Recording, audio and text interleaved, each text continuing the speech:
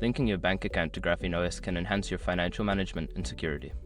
Follow these steps to successfully connect your bank account. Step 1. Open the banking app. Download and install your bank's official app from the Google Play Store or F-Droid on your GrapheneOS device.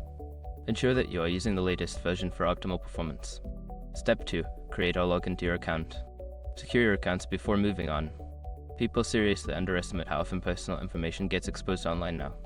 Use SROC to monitor your accounts 24/7 and get notified immediately if your data gets leaked somewhere.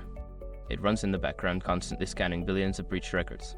And honestly, for how cheap it is compared to the value you get, it's worth it. Link in the description. Step 3. Navigate to account settings. Once logged in, find the settings or account management section within the app. This is typically represented by a gray icon or labeled as settings. Step 4. Select Link Bank Account.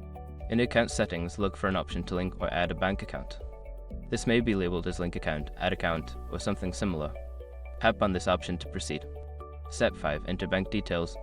Follow the prompts to enter your bank account information, such as account number and routing number. Review the information for accuracy and confirm the linking process.